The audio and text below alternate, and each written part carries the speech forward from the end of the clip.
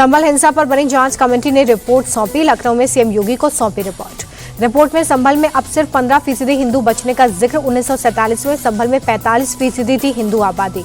Report के अनुसार संभल में हिंदुओं को मारे जाने का प्लान था। दंगे के लिए बुलवाए गए थे दंगाई।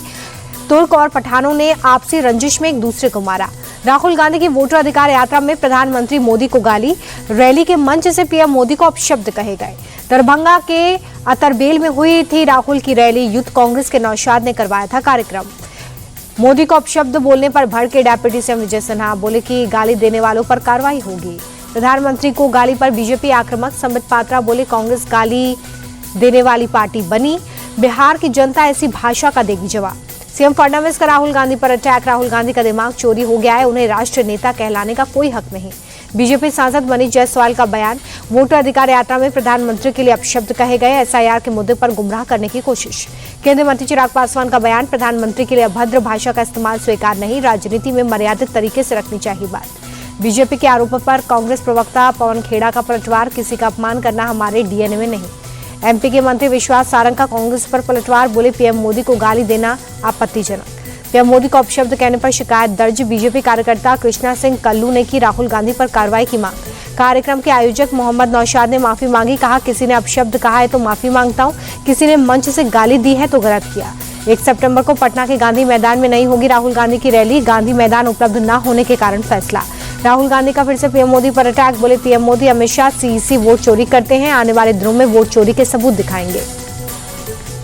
राहुल गांधी के आरोपों पर डेप्यूटी सीएम सम्राट चौधरी का पलटवार। कहा बिहार में एसआईआर मुद्दा नहीं, जनता कांग्रेस के लोकतंत्र विरोधी चेहरे को पहचानती है।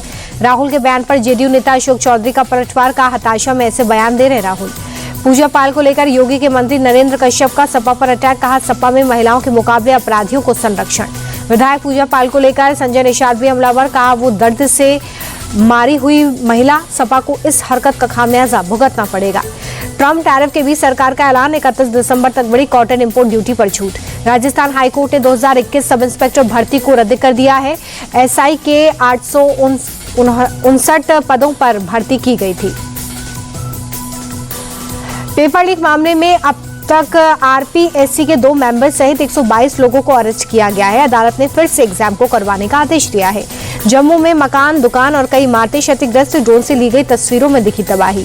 जम्मू कश्मीर के भदवाह में फ्लैश फ्लड में फंसे कई लोग। खंबे की मदद से लोगों को बाहर निकाला गया। पंजाब पर जबरदस्त जल प्रहार। गुरदासपुर से डेरा बाबा नानक टाउन से आर्मी के 38 और बीएसएफ के 10 जवानों का रेस्क्यू। अमृतसर के रामदास इलाके में आई बाढ़ में कई लोग फंसे। लोगों को निकालने के लिए एनडीआरएफ की टीमें लगाई गई।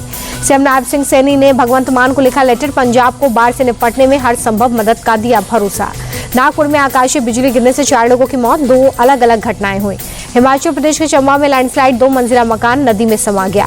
मनाली में व्यास नदी का पानी बाउंड्री वॉल को तोड़कर घुसा। करीब 130 लोगों को सुरक्षित स्थानों पर पहुंचाया गया। एमपी के भोपाल में कई इलाकों में झमाझम बारिश। अगले 3 दिन तक भारी बारिश का अलर्ट। तेलंगाना में 2 दिनों से भारी बारिश से मची तबाही। तेलंगाना के 9 जिलों में हुई हाई अलर्ट जारी किया गया है। रांची में झारखंड विधानसभा के बाहर हुआ प्रदर्शन। विपक्ष के नेता बाबूलाल मरांडी के साथ बीजेपी के कई प्रमुख नेता मौजूद रहे। लखनऊ में श्रम कानूनों को आसान करने के लिए बैठक हुई है। सीएम योगी ने बैठक की अध्यक्षता की। दिल्ली यूनिवर्सिटी के छात्रों के लिए बस सेवा फिर से शुरू कर दी गई है। दिल्ली की सीएम रेखा गुप्ता और मंत्री पंकज सिंह ने हरी झंडी दिखाई है।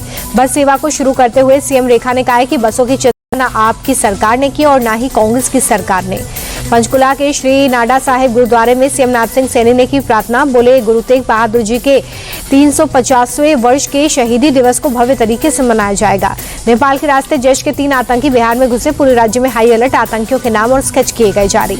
पटना के गर्दनीबाग इलाके में सरकारी स्कूल के बाथरूम में जली हुई मिली थी 5वीं की छात्रा। मौत के बाद इलाके में हड़कंप। मुजफ्फरनगर में 1300 करोड़ का घोटाला। फर्जी ई-वे बिल बनाने वाले 2 लोग गिरफ्तार किए गए हैं। मास्टरमाइंड अभी भी पुलिस की गिरफ्त से बाहर। मेरठ में 9.5 करोड़ की जीएसटी चोरी में चीनी महिला गिरफ्तार। कंपनी के डायरेक्टर को भी दबोचा। 28% की जगह 18% जीएसटी भरकर की धोखाधड़ी। यूपी के हापुड़ में फिर दिखा रफ्तार का कहर। तेज रफ्तार ट्रक ने टोल बूथ को उड़ाया। टोल कर्मचारी को कुचलते हुए भागा ट्रक ड्राइवर।